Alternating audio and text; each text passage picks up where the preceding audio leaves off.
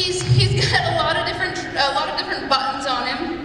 He's got the backup cue, and inside of the backup there's steering, which apparently is a little rusty.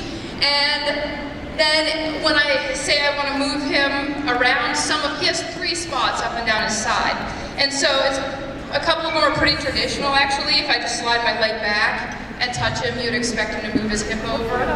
So if I slide my leg back, I can touch and move his hip over. And then there's a leg cue right where my leg hangs naturally and normally that pushes the whole horse sideways, so more of like a side pass looking motion.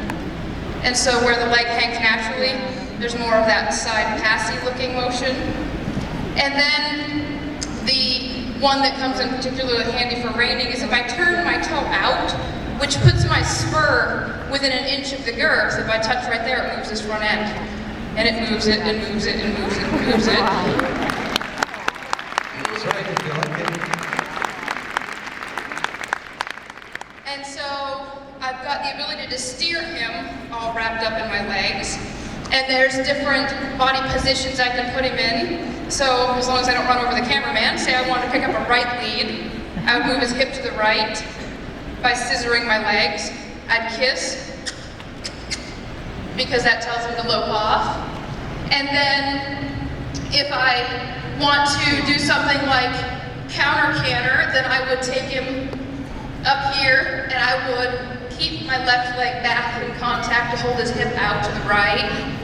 But I would slightly wave my right leg to turn him by telling that shoulder to turn. So you can counter canter, fancy way of saying wrong lead on purpose. And yeah, so if you're ever caught on the wrong lead, somebody goes, "You're on the wrong lead," go like, "I'm counter cantering."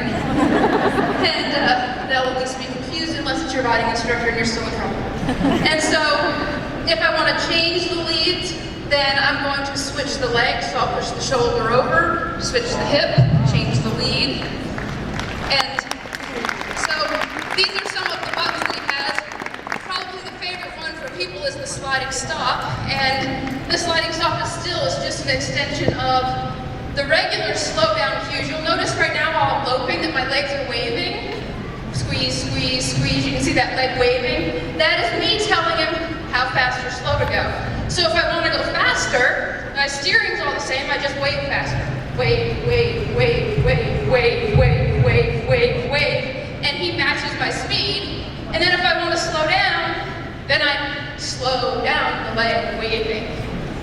And he comes back. And then, so, there's only 3 things I use to stop my horse. One is pulling on the bridle reins, which I won't be using tonight. Another one would be saying the word whoa, and when I say it to him, I say it deep and low. And the other is releasing my legs and giving him that backup cue. Because if you're running really fast in a straight line and you give him a backup cue, whoa.